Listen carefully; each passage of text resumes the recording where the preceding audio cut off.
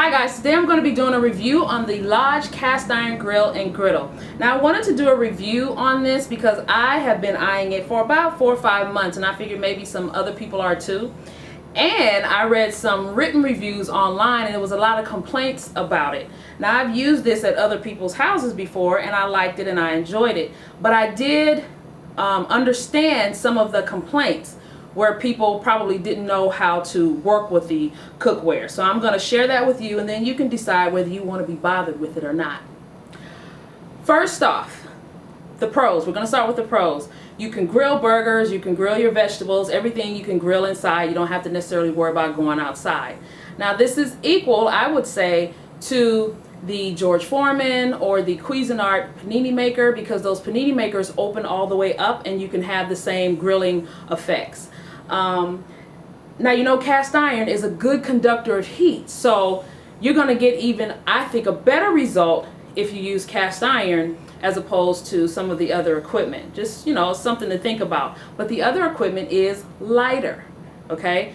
This grill slash griddle weighs about 14 pounds. If you have carpal tunnel where your wrists or elbows or fingers are not strong, if you're dealing with that, this may not be a piece of equipment for you if you can't pick it up and move it back and forth from the stove to the sink to wash it and back and forth. So you might want to think about that. It is a 14-pound piece of equipment. Cast iron is heavy, as we all know. Another pro to the cast iron griddle side is that you can also do burgers on this side. You can do eggs, bacon, pancakes, that sort of thing. It's really good for that. As you can see, this is from I put this side down on the eyes of the stove so that I can grill, but it's no problem. You just take some vegetable shortening and rub it down really good.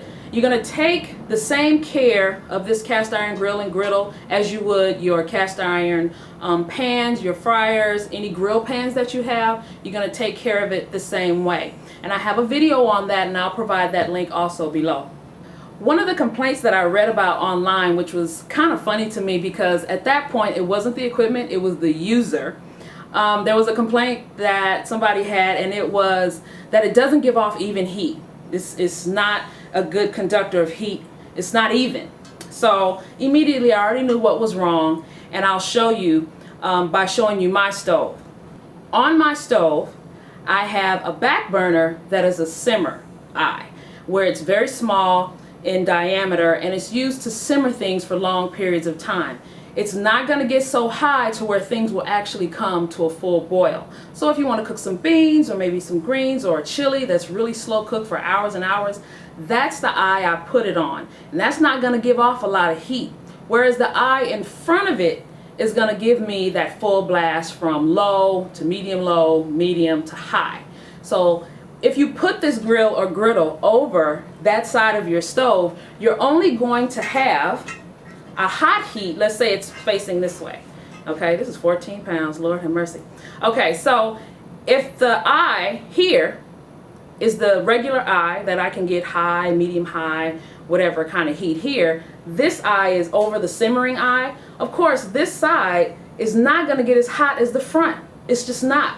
So to that person who lodged that complaint, I said, it will give you even heat as long as you give it even heat. You have to give it the same amount of heat so that you can have the even heat on the cookware. So remember that. You can put that on that side of the stove, and I do that when I want to have the back side cooler. So if I'm doing vegetables back here, meat up here. So that's just my choice, and that's also your choice. But now if I want to do burgers all the way the length of the griddle or the grill, then I'm going to put it on the other side of my stove where I get even heat. No problem. So at that point I knew it was the user, not the cookware. Now let's talk about some of the other things that we may need to consider before we make our purchase. Here is the grates to one side of my stove.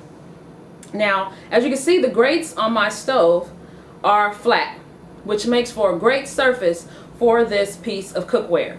If you have raised grates on your stove, you need to think about that, because that means that your grill is probably going to teeter-totter. It's probably going to, you'll be able to hear it go click, click, click, click, click back and forth because you have raised grates. That could be a problem.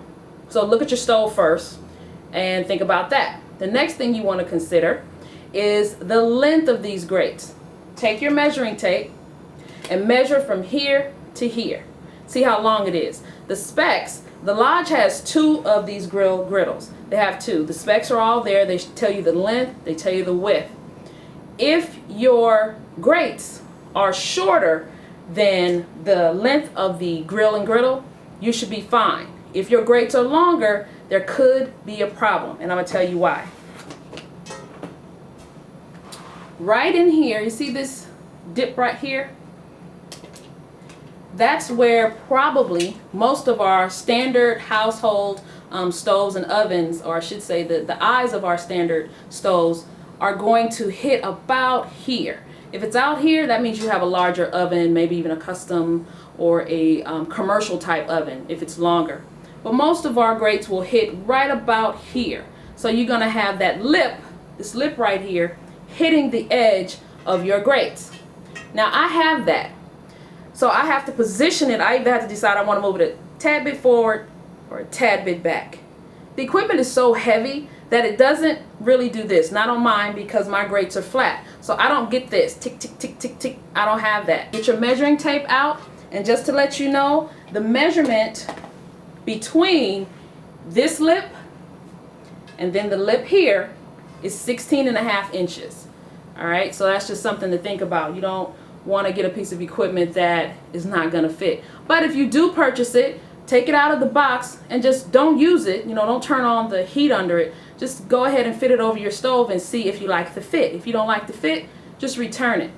Now, another thing to think about.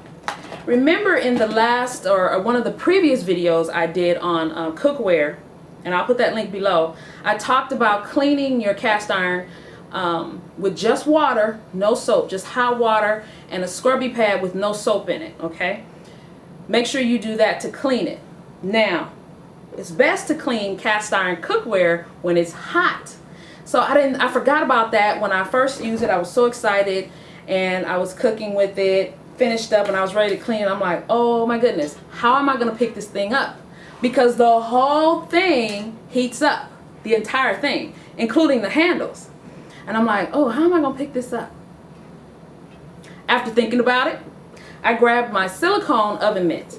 Now I got this at a food show, a food and restaurant show a couple of years ago, just because I thought it was so cool that the guy that was selling them, these are made to go under extreme heat conditions, and he was reaching in a boiling pot of water to get corn out. So these are made to withstand extreme amounts of heat. Check the label before you go sticking your hand in a boiling pot of water. Hello. So I pulled this out and I was able to touch the cast iron cookware. Okay, so no matter how hot it was, it didn't matter. As long as I'm touching it with this silicone oven mitt, I'm okay. All right, and then I just take it over to the sink, run hot water over it, and I use my little green pad and I scrub the grates. And then what I'm doing right now, because the equipment is still new, I am taking vegetable oil and I'm rubbing it back into the grate, so next time I use it, it's ready to go. And even when I did the fish on one of the previous videos, I cooked the salmon, I still sprayed the grates with a little bit of olive oil just so my fish wouldn't stick. And then I had a little oil on the fish also. One of the last things you need to think about is storage. Are you going to be one of those people who chooses to leave it on the stove and just let it hang out and you use it more? You probably will if you leave it there. Are you going to use it more if you leave it there? Or are you only going to use it when you want to and you're going to be moving it on and off? Like I said earlier, if you're one of those people who has problem with your fingers, hands, wrists, or elbows, then you probably either want to leave it on the stove or you might not even want to purchase this particular one. There is a smaller one that is available on the website, and take a look at it. Like I said, look below at the links and you can choose which size would be best for you. Lastly, let's talk about the price. The price of this particular item ranges anywhere from about $39.99 to $49.99, depending on where you purchase it. If you purchase it online, please be aware that shipping and handling will be applied for a 14-pound item. It's heavy, so you're going to pay a little more than probably what you would pay if you just went and bought it at the kitchen supply store or Walmart or someplace like that. But it's good to shop around and, just like I said, look at the specs and see if it's something you want to invest in. Well, I hope you guys found this review on the Lodge Cast Iron Grill and Griddle helpful. You will be seeing me using this quite often. I've been wanting it for a long time, so I went on and I purchased it. And I'm just going to keep on using it both sides. So I'm going to have some fun with it. And just like I said, do your research and see if you want to make this purchase too. Until the next video, I'll see you guys next time.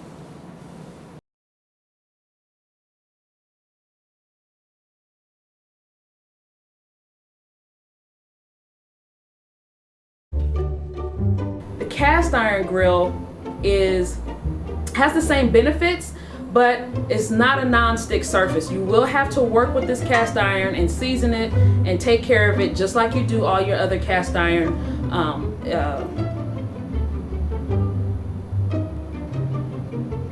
cookware. Oh, okay. Lost my spot. Okay. Oh, this contact is dry. Or if you want to, you can go ahead and shop around a little bit more. See where you can buy it at your nearby kitchen supply stores, or like I said, go to Walmart if you are a Walmart shopper. Hey everybody, today I'm gonna be not making nothing, you doing a review, fool.